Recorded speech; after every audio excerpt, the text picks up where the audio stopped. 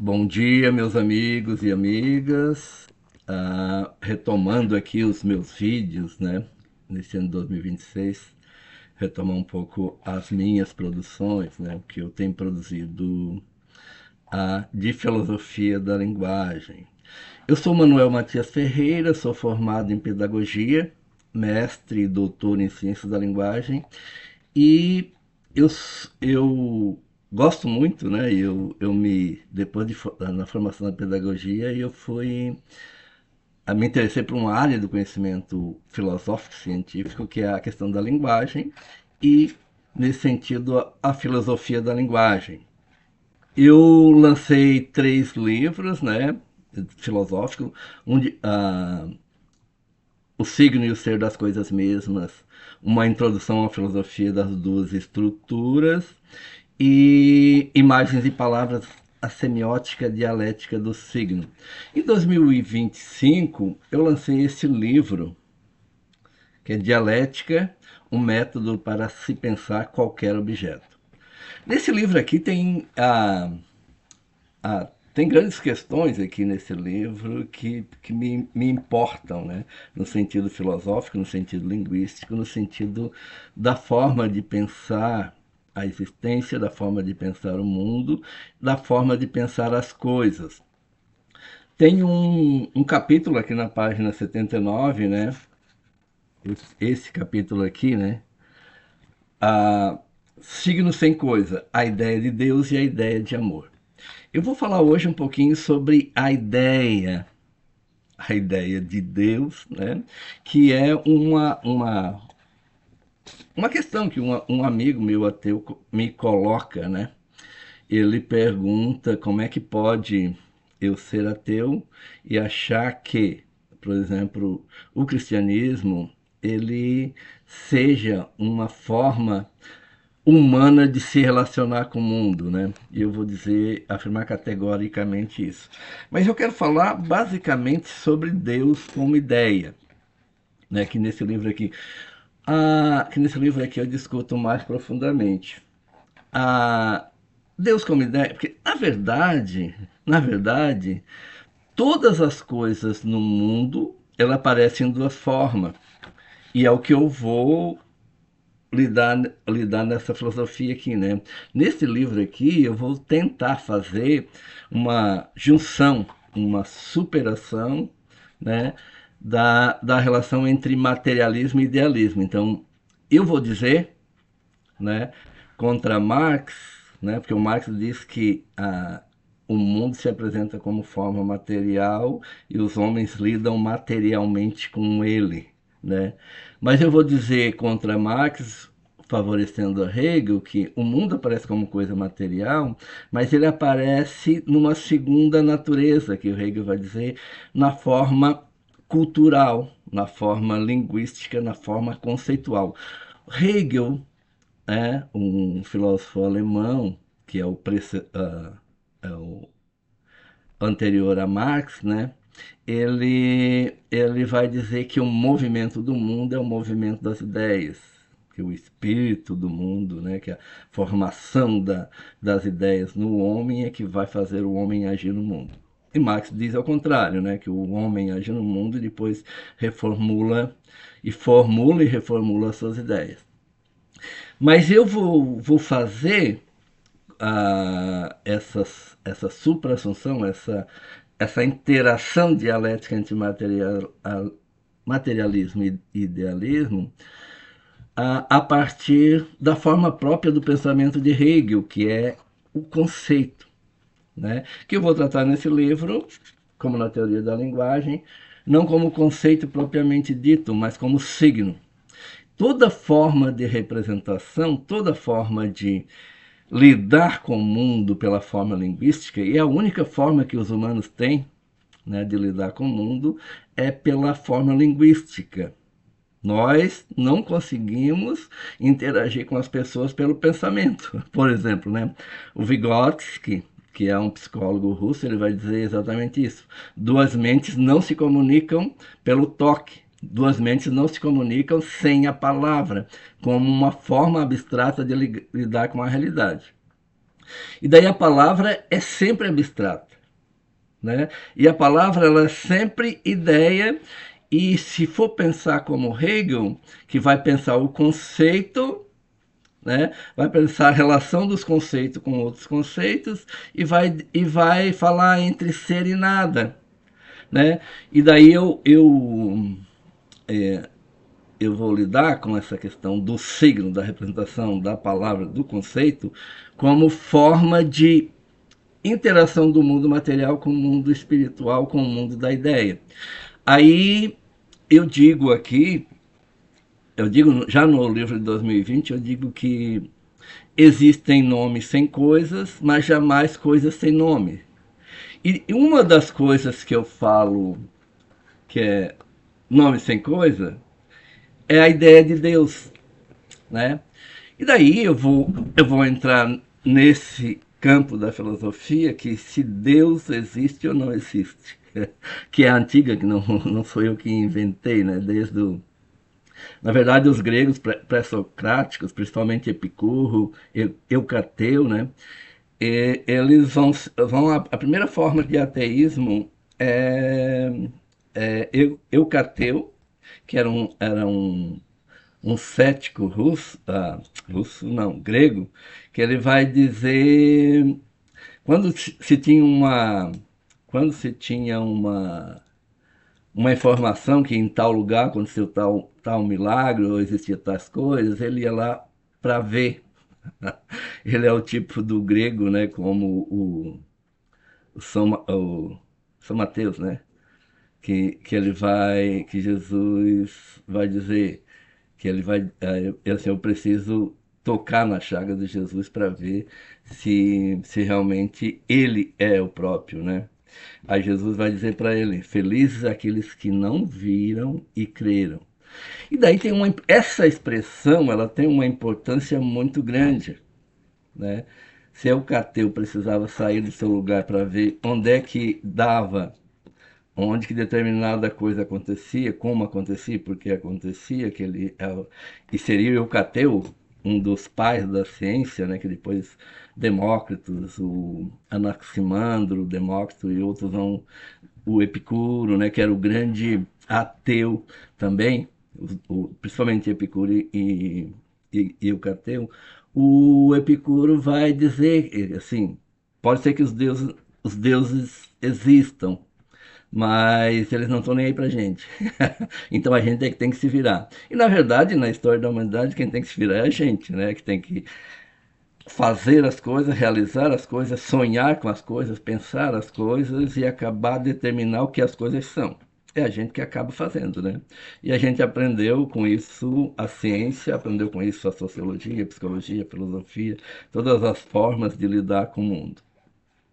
E daí a questão da existência, se Deus existe ou não, ele existe, digo eu, ele existe numa forma como ideia, como uma representação da ideia de alguma coisa superpoderosa, de alguma coisa fora da gente. O, o Freud vai dizer que o Deus de Moisés, né, o livro de Freud muito interessante, que é O Jovem Moisés, ele vai dizer que tem origem numa forma de um faraó que governou por muito pouco tempo no Egito, que o Moisés era muito amigo dele, seguidor dele. Então, a ideia do Deus Sol como uma abstração, como alguma coisa fora do mundo, não se realizava para esse faraó como uma coisa material, mas como uma representação dos efeitos de Deus na natureza, o Deus Sol, né? E esse Deus Sol, ele era uma ideia que iluminava tudo e que dava conta de tudo e que fazia as coisas no mundo acontecer. Né? Então, eles sabiam, os egípcios, da, da potência que o Sol tinha. Logicamente, né, dizem os antropólogos, os historiadores e tal, que o Deus Sol é, foi o Deus que mais durou como forma de representação das divindades, porque Antes de Moisés, todas as divindades elas eram materialmente postas. Era imagens de vacas, de cobras, de bezerros, de homens, né? No egípcio, o faraó era o próprio Deus. Então, e depois de Moisés, com Moisés, essa ideia abstrata de eu sou aquele que sou, né? Quando o Moisés pergunta para Deus, que vê, o Moisés é o único que vê Deus, né? Essa é uma questão interessante, porque a partir dali todo mundo segue aquilo que Moisés viu e que Moisés disse. Aí Moisés pergunta para Deus: quando eu chegar com o meu povo, o que é que eu vou dizer quem que você é? Daí Deus diz: eu sou aquele que sou. Né? E depois no Êxodo vai dizer que para Deus não se faz representação, não se faz imagens, não se faz figuras, né? Tanto os egípcios, os, os, os árabes, né? Os muçulmanos que acreditam num Deus que é próximo, que é o Deus de Moisés também, né? Que é descendente da ideia de Moisés, que é Alá, e o nosso Deus e o Deus cristão e o Deus judaico, o judaico e os islâmicos, os muçulmanos, eles não produzem imagem de Deus. O que eles produzem é apenas uma ideia abstrata do que seria esse Deus. Daí nesse livro aqui eu vou falar sobre isso e falar desse nome sem coisa, né? Deus como um nome sem coisa, porque na verdade é uma abstração que ele vai ser interpretada de muitas formas dentro do islamismo, dentro do judaísmo, dentro do cristianismo e dentro do ateísmo como eu, né? Porque na verdade o ateu ele se forma, dizem alguns historiadores, o ateísmo mais clássico, aquele que vai negar propriamente uma existência de alguma coisa existente fora do mundo, né? Porque o ateísmo começa a surgir no iluminismo, a partir de 1700, né? 700 em diante, século XVIII, é que vai ocorrer e começar a se fundamentar uma ideia propriamente ateia, né? Que é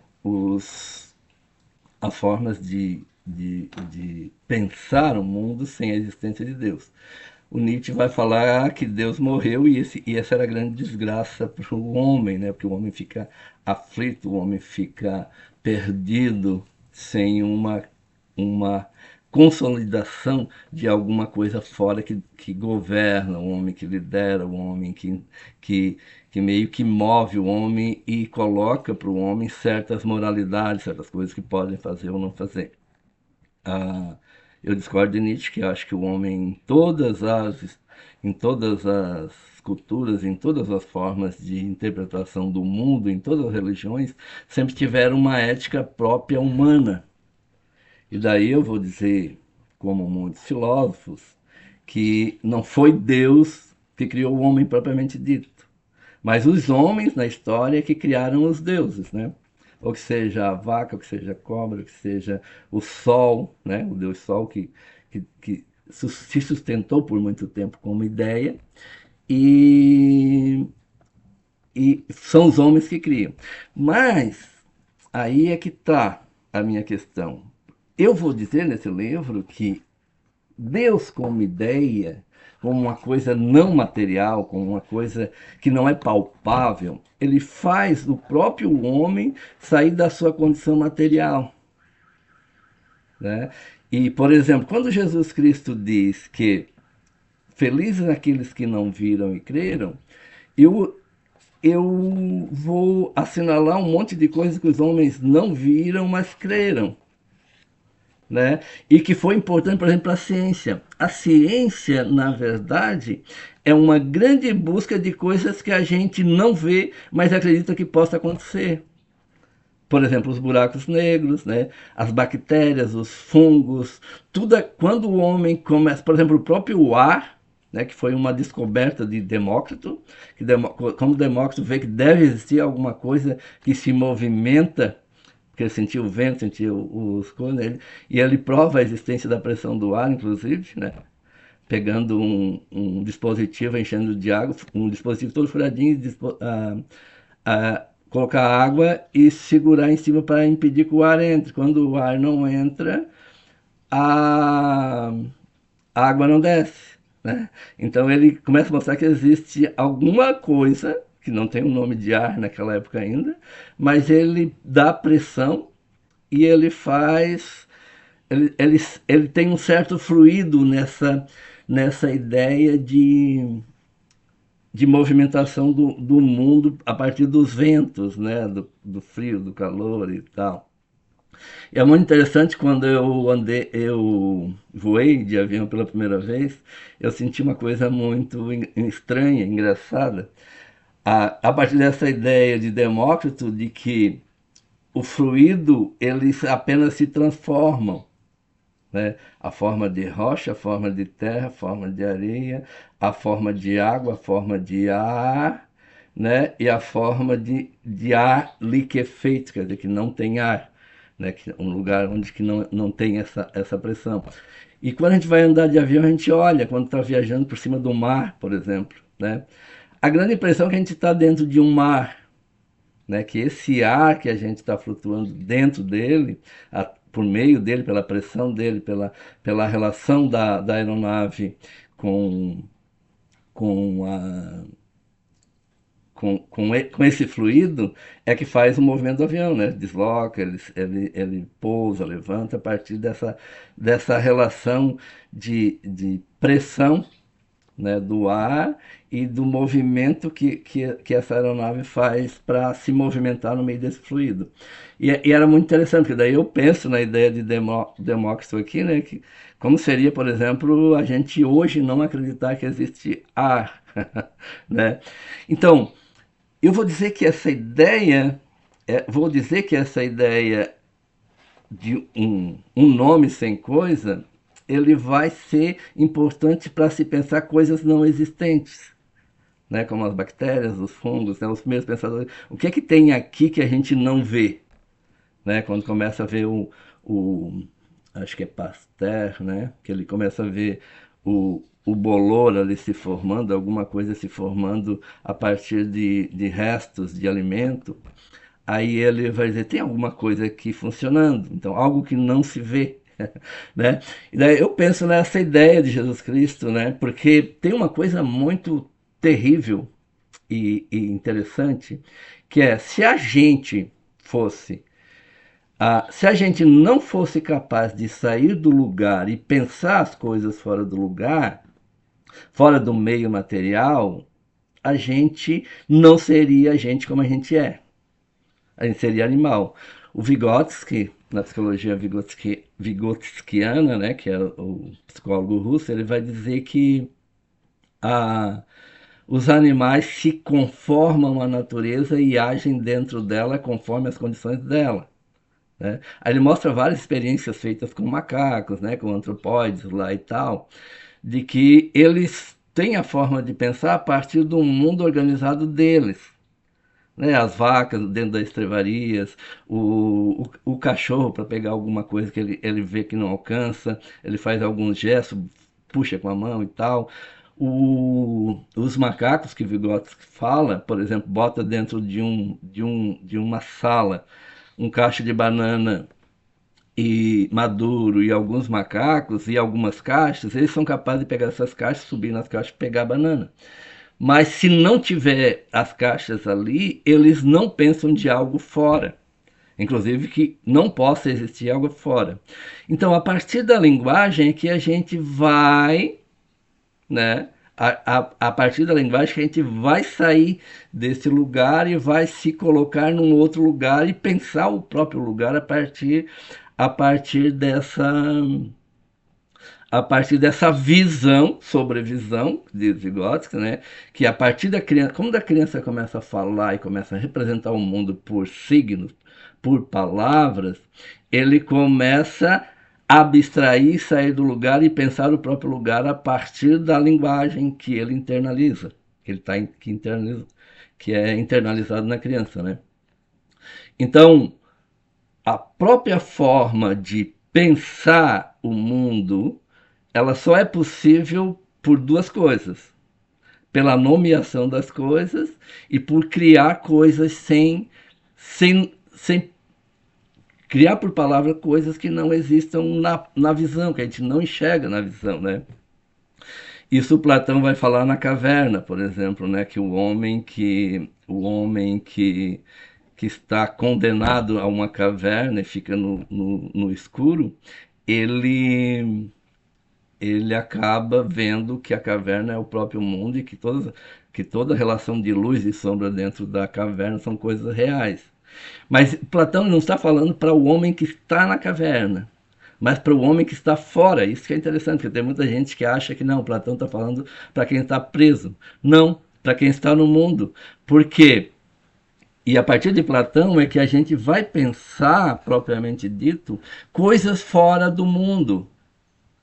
Por exemplo, a própria ideia de Deus, né, que Sócrates chega à conclusão que Sócrates era um mestre de Platão, e Platão escrevia sobre Sócrates, sobre as ideias de Sócrates.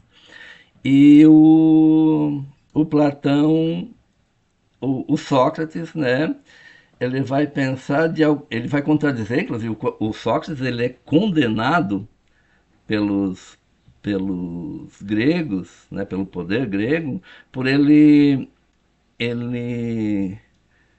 contestar os deuses materiais dos gregos, os deuses, as crenças, as coisas, digamos, mesquinha dos gregos da forma de lidar com o mundo grego, né? Então ele vai pensar em alguma coisa que está fora desse mundo, né? Que daí vai vir a questão da alma, a questão a questão de um outro lugar, de um outro mundo anterior, né? Que Platão fala que o homem na verdade está na Terra apenas para rememorar aquilo que já viveu em outro lugar, que esteve em outro lugar, né? E, e aí o Platão, a partir da personagem Sócrates, é que vai criar, segundo Nietzsche, né? O Nietzsche é que fala que o cristianismo é o platonismo do povo. Na verdade, a forma de pensar um Deus fora do mundo, ele vem da ideia de Sócrates, divulgada por Platão, de que existe um outro mundo em um outro lugar, né, que seria o mundo das almas, o mundo superior, o mundo da verdade. Inclusive, Sócrates dizia que esse mundo era o mundo verdadeiro. E eu vou dizer nesse livro que essa questão da ideia de Deus, ela surge com essa ideia de Moisés, que vem, como Freud fala, da própria filosofia, da própria forma de pensar dos egípcios, né? Desse Deus, desse faraó egípcio, que acabou divulgando uma ideia de que o Deus Sol ele era mais potente, não porque ele estava longe, mas porque ele estava inserido em todos os lugares do mundo.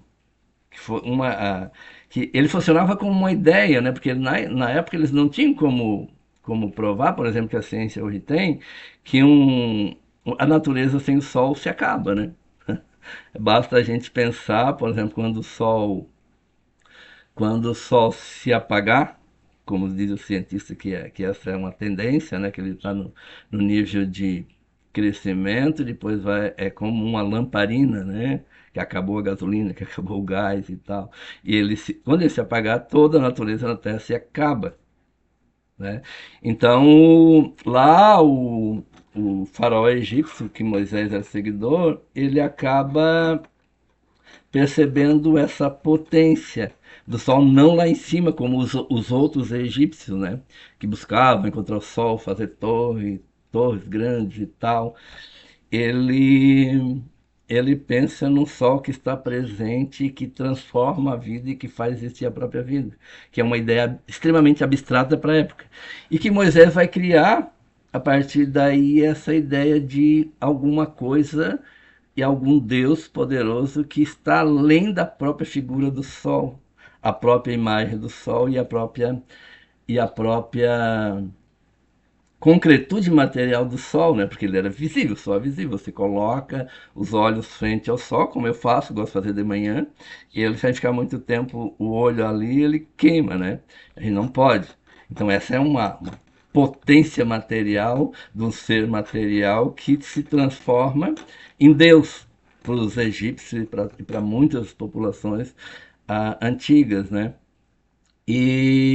Mas quando ele se transforma num ser abstrato que se dilui em toda a natureza, que transforma toda a natureza e que toda a natureza é dependente dele, ele se torna uma abstração. E Moisés vai criar essa ideia, né? Que é claro que daí tem várias formas de pensar, que não foi uma criação única, né? Que já existia uma crença nisso, os próprios egípcios já acreditavam que era possível ter uma outra vida, por exemplo, né? De que eles já faziam as, as preservações dos corpos deles para ressuscitar em outro lugar. Ele já tinha essa pretensão, já tinha essa vontade, né? Então, mas essa ideia abstrata, eu vou dizer nesse livro que ela é possível a partir da palavra eu sou Deus, né? Que o Moisés vai dizer para o povo dele assim, aquele que é mandou eu dizer, aquele que é. Aí eu vou lidar com brincar, né? Com essa questão do adjetivo, né? Do qualificativo. Aquele que é o quê? Né?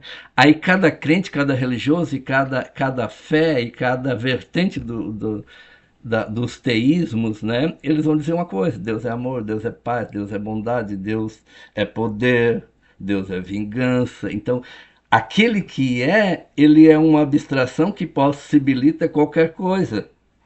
E possibilita qualquer coisa absurdas, às vezes, né? Por exemplo, entrem e matem todo mundo, como acontecia no Antigo Testamento, porque aquele que é mandou, né? Então, e a gente vê hoje muito isso, quer dizer, aquele que é manda, e os homens, mas só aquele que é diz para outros que, que acreditam, né? Essa é a questão, porque daí aquele que é abstração, que é ideia, que tem um fundamento abstrato e interage com tudo e é onipresente e onisciente, ele me mandou. Só que eu vi ele, né? Eu sou o apóstolo, eu sou o seguidor que vou dizer aquele que me disse para fazer isso. E quem faz isso são os homens, né? Quem faz as religiões, quem faz os livros, quem escolhe os livros, quem escreve os livros, né? E ele tem essa contradição, a importância de se pensar algo que não está vinculado à sua própria natureza, à natureza, digamos, imediata do mundo, que com isso aí seria apenas um animal, né, que reagia ao funcionamento da natureza do meio ambiente, e a nossa capacidade, que daí eu vou defender essa teoria que é bastante profunda e bastante importante, de que sem a capacidade de lidar com signos, palavras, conceitos, não poderíamos ter ideia, não poderíamos construir basicamente nada. Porque tudo sai a partir daí. Só que essas ideias surgem a partir do mundo material, da realidade material que a gente vai produzir. Daí Marx tem razão. A gente produz as ideias. Daí eu até essa semana no Facebook eu coloquei lá uma, uma taginha, digamos assim, né? A cabeça pensa onde os pés pisam. Atribuir isso a Marx, né? Mas, né? Conforme Hegel, a, a cabeça pode viajar além dos pés. Então, quer dizer, os pés pisam onde a cabeça pensa onde os pés pisam, mas a cabeça pode sair do lugar, pode viajar, né? Pode estar aqui, eu posso estar imaginando que eu queria estar em Londres, que eu queria estar em Paris, que eu poderia estar na praia, ou que eu poderia estar em outro lugar. Então, a cabeça pensa, e eu vou dizer isso na minha produção científica e filosófica, que a cabeça pensa onde a língua possibilita. E daí tem vários linguistas, né? Um filósofo que eu arrumo bastante, que é o Wittgenstein, filósofo alemão também, que ele vai, linguista, né? Que ele vai dizer que o tamanho do seu mundo é o tamanho da sua linguagem. Quer dizer, quando você conhece várias línguas e conhece vários livros e conhece várias histórias e ouve muitas histórias e conta muitas histórias, quando você conhece várias culturas e várias palavras, quanto mais palavras você conhece, mais o seu mundo é expandido, né? Então a cabeça ela sai muito além dos pés. Então espero aqui, meus amigos, né, voltando aqui em 2026, falar um pouco sobre a minha produção e a importância dessa reflexão sobre a questão do pensar o mundo e pensar as ideias e estar no mundo conforme aquilo que a gente duvida. Eu não digo que é conforme aquilo que a gente acredita, mas conforme aquilo que a gente duvida. Porque a dúvida, dizia Descartes, né? O René Descartes, filósofo que eu adoro, assim, extremamente lógico, né? Ele vai dizer que o princípio da filosofia é a dúvida. Né? Sem a dúvida não há forma de pensamento.